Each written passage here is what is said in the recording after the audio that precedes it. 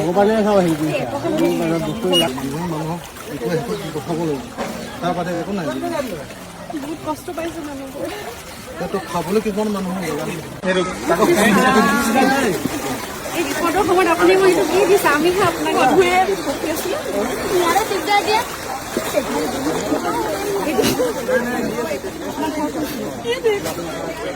দিছে যে মানুহে দিছে দেই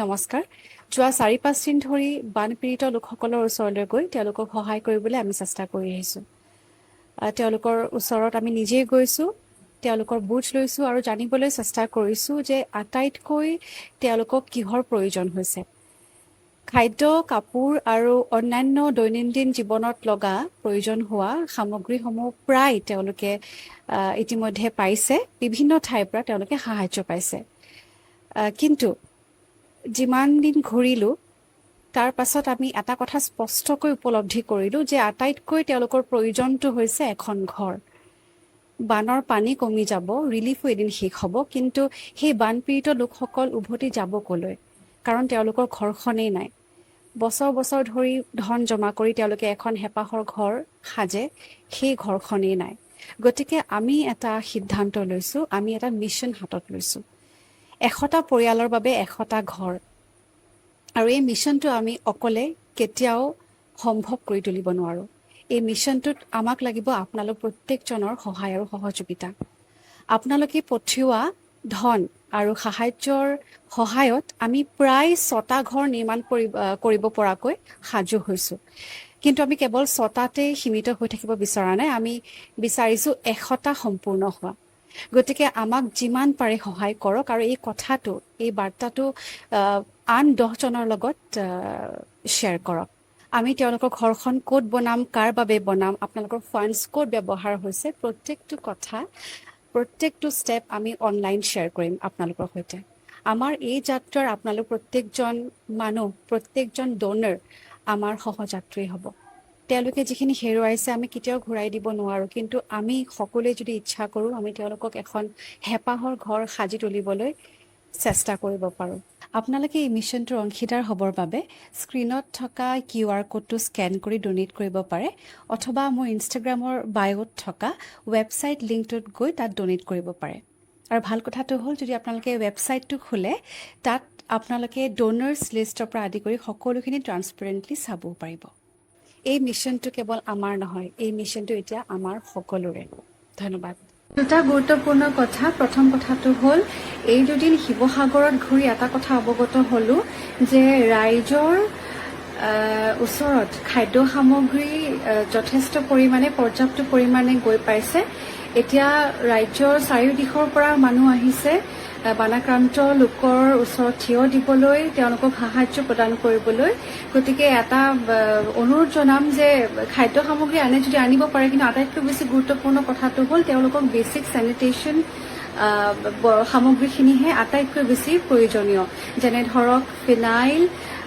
ব্লিচিং পাউডাৰ ডেটল আৰু চেনিটেশ্যনৰ যি অন্যান্য সামগ্ৰীবোৰ লাগিব সেইসমূহ আনিব পাৰে লগতে চেনিটেৰী নেপকিন আণ্ডাৰগাৰ্মেণ্টছ কাপোৰ আৰু বেবী ফুড বহুত মহ ওলাইছে কাৰণ কেম্পবিলাকত মানুহ গৰু ছাগলী গাহৰি সকলো একেলগে ওচৰ পাজৰ থাকিবলগীয়া হৈছে ঠাইৰ অভাৱত সেইবাবে মহৰ ৰাজত্ব বাঢ়িছে সেইবাবে আঁঠুৱা ল'ব পাৰে আঁঠুৱা নহ'লে অডোমছ আৰু মহ মৰা যি ধূপ থাকে সেইসমূহ আটাইতকৈ বেছি ইম্পৰ্টেণ্ট সামগ্ৰী বৰ্তমান সময়ত গতিকে আজি যিমানখিনি কথা আমি যিমান ঘূৰিলোঁ সিমানখিনি কথা গম পালোঁ যে খাদ্য সামগ্ৰী ইতিমধ্যে কোনো ধৰণৰ অভাৱ হোৱা নাই। প্ৰায়বোৰ ঠাইত খাদ্য সামগ্ৰী পোৱা গৈছে আৰু তেওঁলোকে পৰ্যাপ্ত পৰিমাণে পাইছে। গতিকে এইখিনি সামগ্ৰীত আপোনালোকে গুৰুত্ব দিব। আৰু 2 নম্বৰ কথাটো হ'ল যে যিটো মই কল্পনাও কৰি অহা নাছিলোঁ বা মই কোনো ধৰণৰ প্লেনিং নাছিলে আমি ক্ৰাউড ফাণ্ডিং কৰাৰ। কালি ৰাতিৰ পৰা যিটো মই আৰম্ভ কৰিছিলোঁ, কালি মই প্ৰায় 10,000 টকা পাইছোঁ UPI গোটেই একাউণ্ট নম্বৰটোত। আৰু ৰাতিপুৱা আচলতে যিহেতু টেকনিকেল গ্লিচ মাৰিলে সেইবাবে ৰাতিপুৱা গোটেই ফাৰ্ষ্ট হাফটো এনেই গ'ল। আমি প্ৰায় 1মান বজাত মই এটা অল্টাৰনেট নম্বৰ আপোনালোকক প্ৰভাইড কৰিছিলোঁ। সেইটোৰ জৰিয়তে এতিয়ালৈকে প্ৰায় 90,000 টকা অৰ্থাৎ 1 লাখ টকাৰ ধন আজি আমি আমাৰ একাউণ্টত পাইছোঁ ৰাইজৰ বাবে সাহায্যৰ বাবে। সেইটো এটা খুব ভাল লগা খবৰ আপোনালোকক দিবলৈ মই এই ভিডিঅ'টো বনালোঁ। প্ৰত্যেকজন ডোনাৰক মই মোৰ আন্তৰিক ধন্যবাদ জ্ঞাপন কৰিছোঁ। সকলোকে ধন্যবাদ, আমাক ইমানখিনি বিশ্বাস কৰিছে সেইবাবে ধন্যবাদ। আৰু মই এইটো আপোনালোকক বিশ্বাস দিছোঁ যে আপোনালোকৰ ধন উচিত ঠাইত উচিত লোকে পাব, সেই দায়িত্ব মই লৈছোঁ। সেইটো আপোনালোকে চিন্তা নকৰিব। আমাৰ টীমে কাম কৰি আছে গোটেই প্ৰচেছটো ধুনীয়াকৈ কৰিবৰ কাৰণে, একদম নিকাভাৱে কৰিবৰ কাৰণে। সেইবাবে ময়ো ব্যক্তিগতভাৱে কাম কৰি আছোঁ। আপোনালোক প্ৰত্যেককে ধন্যবাদ। এই সময়ত আমি সকলোৱে ওলাই আহিছোঁ, ওলাই আহক আৰু একেলগে যুঁজাৰ চৰাইদেউ, শিৱসাগৰ আৰু যোৰহাট জিলাৰ বান ক্ষতিগ্ৰস্ত ৰাইজক লগ পাবৰ কাৰণে আহিছিলোঁ। বিশেষকৈ চৰাইদেউ, নাজিৰা, শিৱসাগৰ এই 3টা স্থানত ৰাইজৰ দুখ কষ্ট দেখি সঁচাকৈয়ে মনটোত বহুত আমি সকলোৱে কষ্ট পাইছোঁ। কাৰণ এনেকুৱা বানপানীৰ বিভীষিকা এই জিলা দুখনে আগতে কেতিয়াও পোৱা নাছিল। যি কাৰণতে নহওক কিয় এইবাৰ অভাৱনীয় বানপানী হ'ল। মানুহৰ ঘৰৰ ছালৰ ওপৰেদি পানী গৈছে, কেইবাজনো লোকৰ মৃত্যু হৈছে, ঘৰ বাৰী ভাঙি গৈছে, পশু ঘৰত থকা গৰু ছাগলীৰ মৃত্যু হৈছে আৰু ৰাইজৰ মাজত এক অবৰ্ণনীয় দুখ আৰু যন্ত্ৰণাৰ সৃষ্টি হৈছে।